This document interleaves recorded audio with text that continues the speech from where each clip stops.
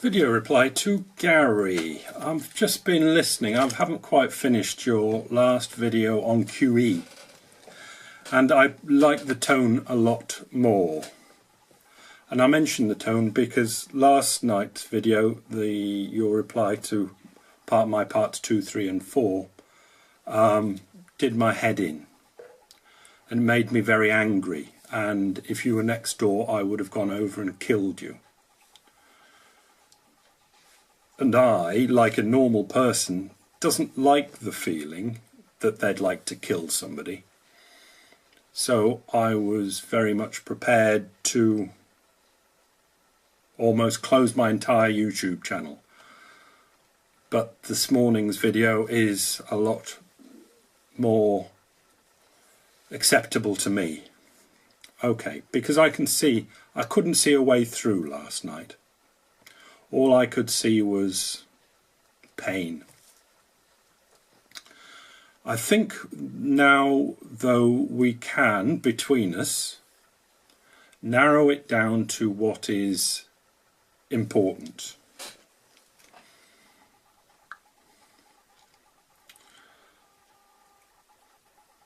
I'm just thinking what to mention, because I'll say more to the people that are listening. You'll know it when you get into an argument, and generally Gary likes to argue all the time. I've actually given it some thought this morning, and it's not an unreasonable position that Gary maintains, that if I think something's right but you say it's wrong, then that's an argument. But in normal life, between normal people, it isn't, is it? We don't get on that way, because we couldn't get on if we thought that way. Actually, what I thought of, I'll get back to you, Gary. Sorry. There's a bell curve where people that think they're right and want an argument about it are one side, and there are some people that have got so little self-confidence that they don't really have any faith in anything they think. But there's the huge amount of people that are in the middle. And we don't really go round generally thinking we're right. This is why we have discussions and not arguments. If you think you're right, that develops into an argument.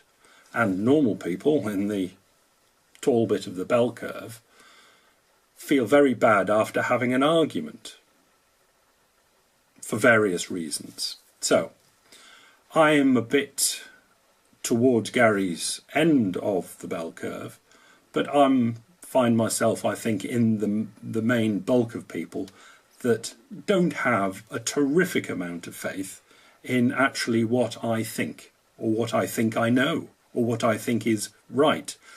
Because we don't go round thinking that we're right. We have an idea, we have an opinion, but we don't really think it's right. It's just an idea that we think. And I think that, in the bell curve distribution, is the normal way of going about things. And this is why people, like me, can't communicate with Gary, because he's of the this type of the distribution, where he knows if he thinks something, he thinks he knows it and thinks it's right. So if then you challenge it, it's immediately an argument. But for us in the middle, because we don't have that much faith in what we think, it isn't an argument. And I've found the communicating with Gary, even over this money stuff, which I'm quite confident with because I've put so much work into it, that like last night I was a gibbering wreck who hardly even knew who I was, let alone had any faith in what I believed in, anything to do with banking and central banking. And looking back on it, I realised that I'd got into the argument mode that I'm not normally in. And I'd said some wild things, which is stupid. But this is what happens when people normal people get into arguments. They shouldn't get into arguments, and normally don't get into arguments because you say wild things. So I think I'll leave that there and go to Gary's video. And what's important? We've established my thing, that the banks can't lend their reserves. That's an important thing. That really is important, because it takes the whole inflation thing out.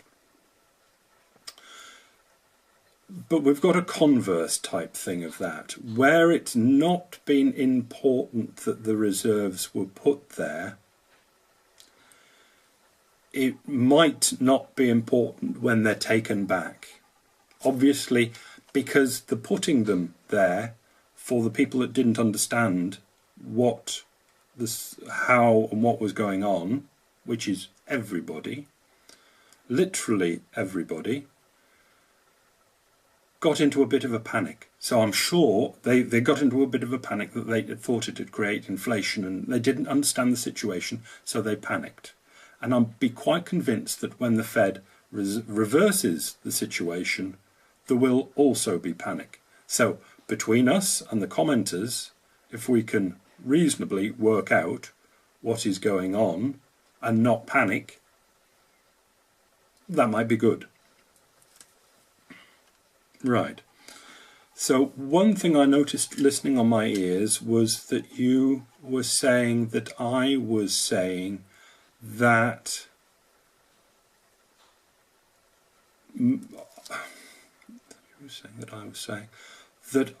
I thought there was a way that the banks could move reserves out by transferring reserves between each other.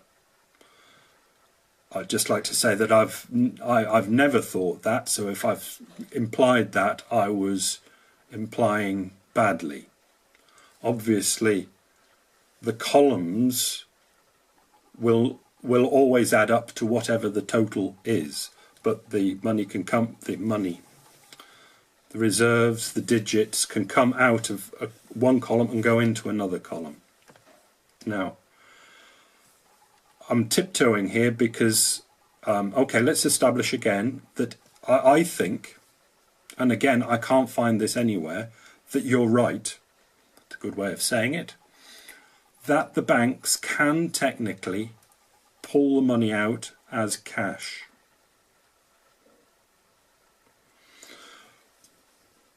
But I can personally see absolutely no reason that they ever would. There would be no reason that they ever would.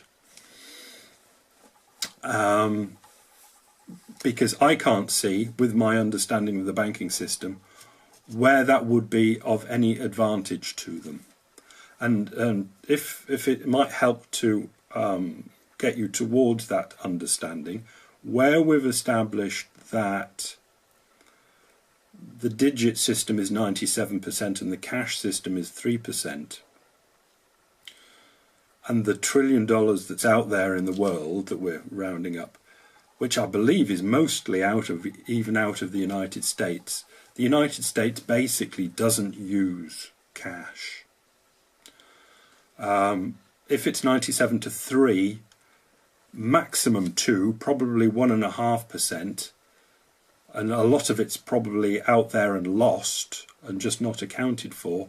I would say of transactions done in the United States, less than 1% is done in cash. 99.5% I'll go for, just for fun. I would think are done as digits. And this is why I don't think the banks would ever take the money out as cash, because there's nothing they could do with it, because people don't use it. Now, here we bump into a misunderstanding that was the end of your first video reply to me. You then say, well, it's ridiculous that I can't think of things to do with cash. because you can. And obviously, if I was given cash, I could as well. But I'm putting myself in the place of a bank. I'm thinking as a banker. Now, if, for example, your example was that you could buy prostitutes and securities with it, in whichever order you wanted, let's just forget the prostitutes and go for securities. The reserves at the central bank are perfect for buying securities. They just don't need cash. They've got reserves at the central bank, and they can use those, and they'll be shuffled around in the columns to buy securities. There's no reason why they would need cash to buy securities when reserves work more than adequately, or just plain adequately. So there's no reason why the banks would withdraw the cash. Right. Now, forgetting the government account at the Fed, which confuses things slightly, there's cash. Now, in your diagram, I was only listening, not looking. I know you were doing liabilities of this and that and the other, but you've got to be so very careful using these words that are used by the professionals, as in the Fed would talk about their balance sheet with assets and liabilities. Assets are now the mortgage-backed securities and treasuries they bought, and the liabilities are the reserve accounts and the cash that is actually out in the world. Now, how the huge number of reserves can go down. It can go down exactly the same way as it went up. The Fed printed up money and bought securities off the banks. And this, I repeat, this is an oversimplification. But the Fed printed up money, reserves, printed up money. You see, that's wrong. You've noted. I think you were noting it. I couldn't see it, but I understood. Whatever way you said it, they just credited the bank's reserve account for the amount of digits necessary to purchase the securities. That's what the Fed did. So the Fed now has that security as an asset on its asset side, and the reserves as a liability on its liability side. But don't worry too much about what they call it, assets and liabilities.